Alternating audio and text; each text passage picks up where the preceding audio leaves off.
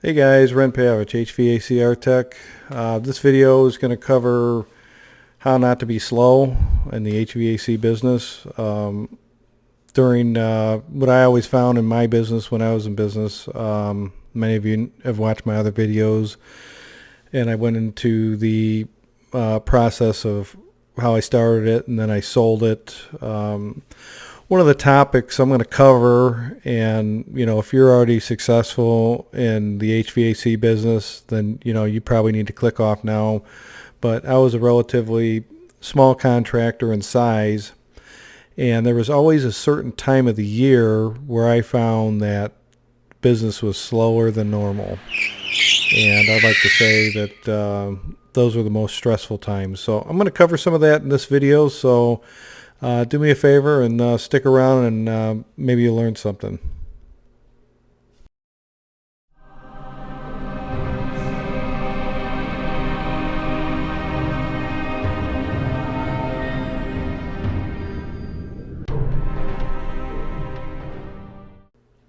Okay, thanks for sticking around.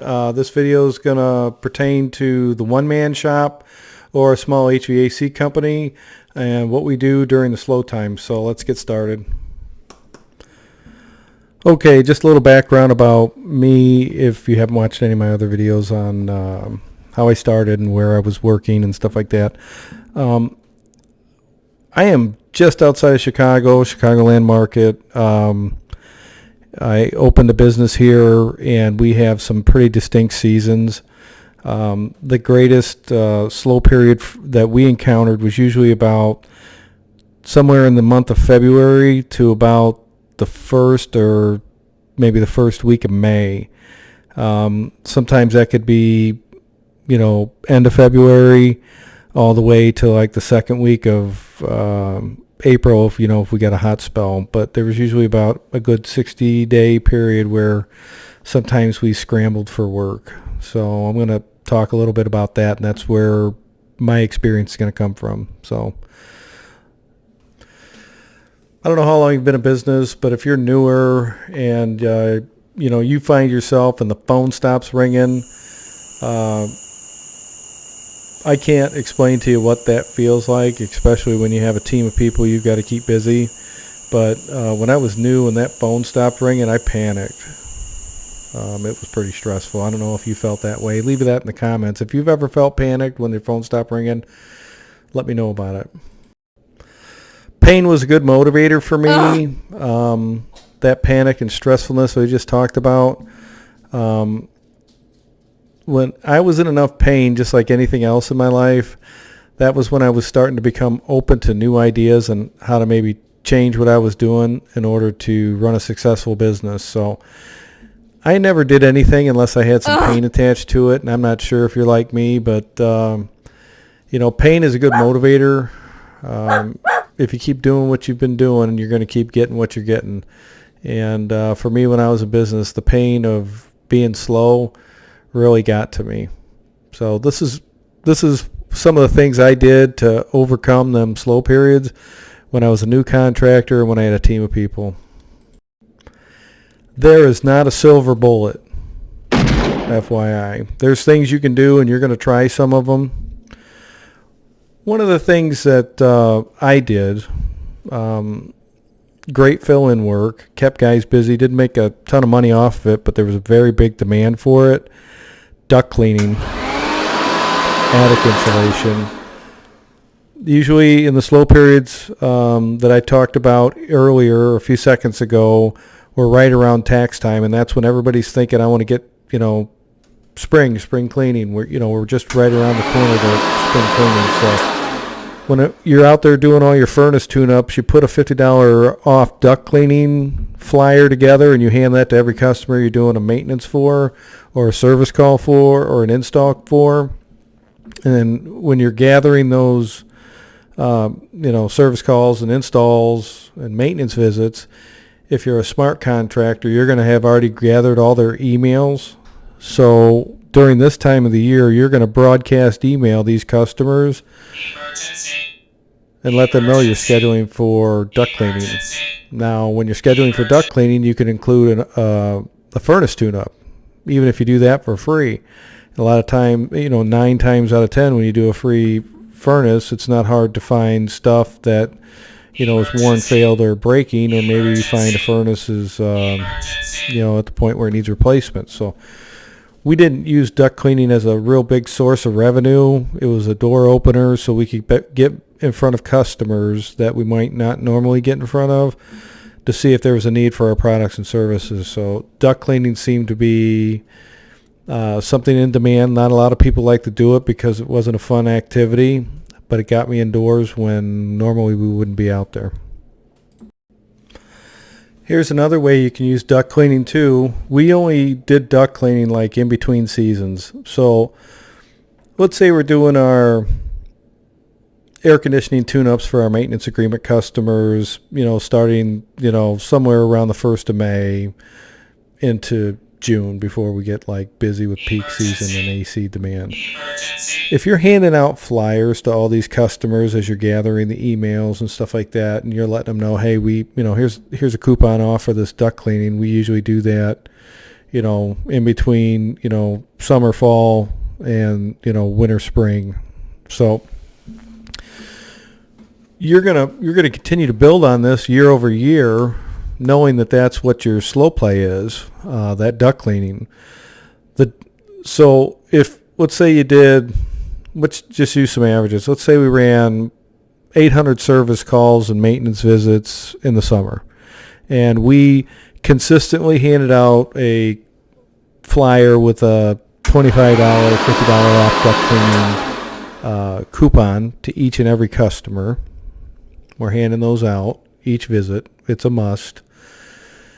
We gather the emails, and then come the fall, let's say it's, kids are back in school, mom's home, they're happy, and then you broadcast email maybe one week, hit them again another week later saying, hey, we're scheduling for the fall duct cleaning specials. $50 off coupon attached to this email. Call to schedule or get a free estimate. In duct cleaning, we used estimates because every house is a little bit different. So we couldn't really flat rate price it. So we would send our home comfort advisor out there to do the duct cleaning estimates because he's also the person selling furnaces and air conditioners to our existing customer base. So we're taking our best salesperson, and that may be you if you're a small shop. But he's out there looking for opportunity, indoor air quality, humidifiers, dehumidifiers, dryer vent cleaning, etc., maintenance agreements. We're going to send him out there because he needs to stay busy too.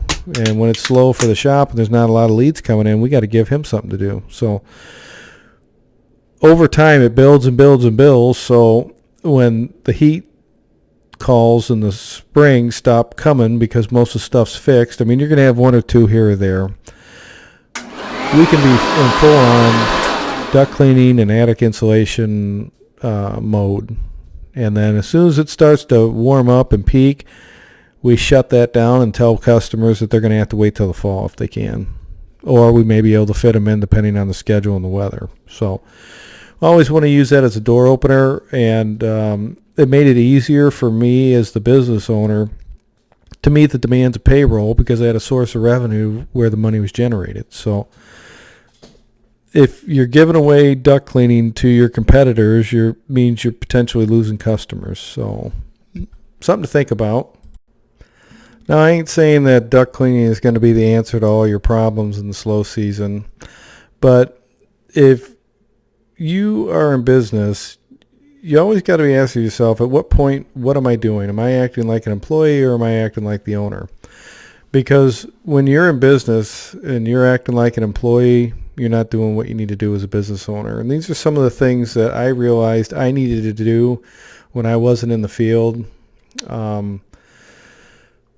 I was the dispatcher. I was the marketing person. I was a training person. I was a human resources person.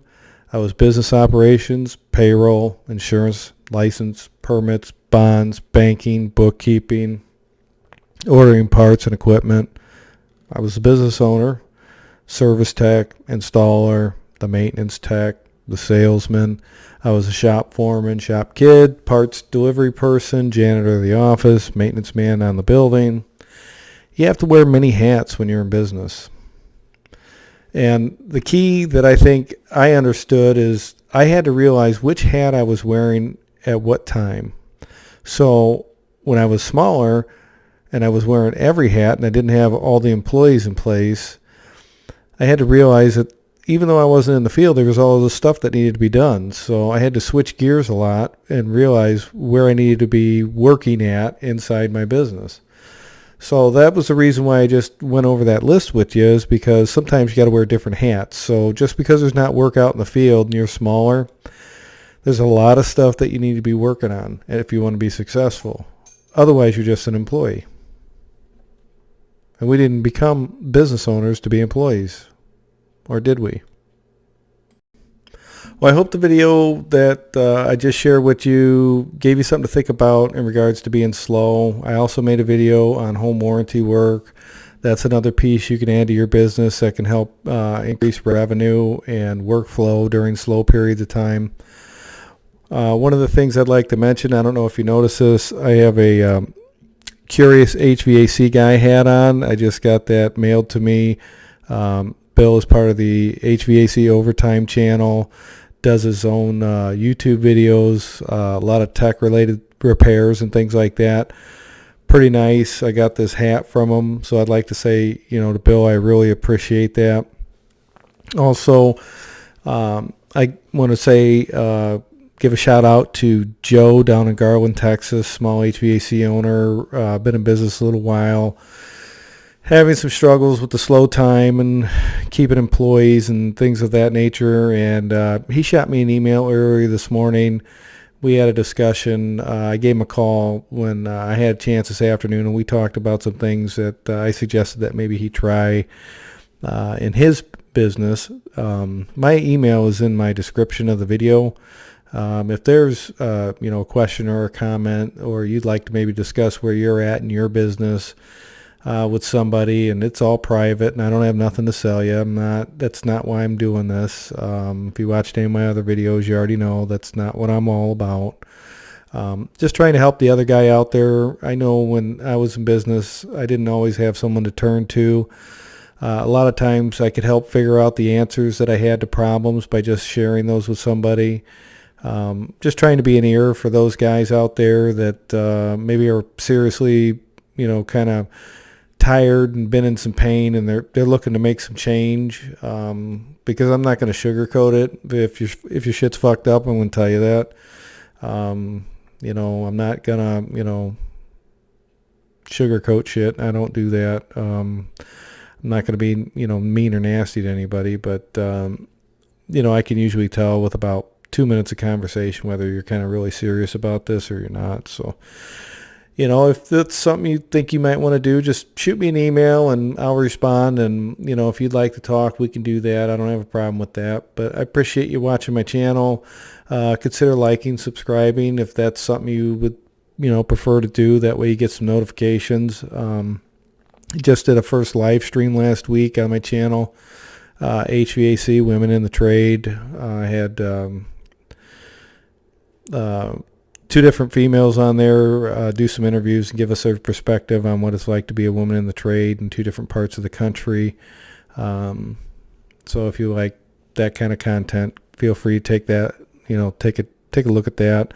Also got an episode 2 coming up this Wednesday, another women in the HVAC trade. I think it's kind of eye-opening if that's something you're interested in or curious about. But thanks again, guys. I really appreciate it, and look forward to the next one.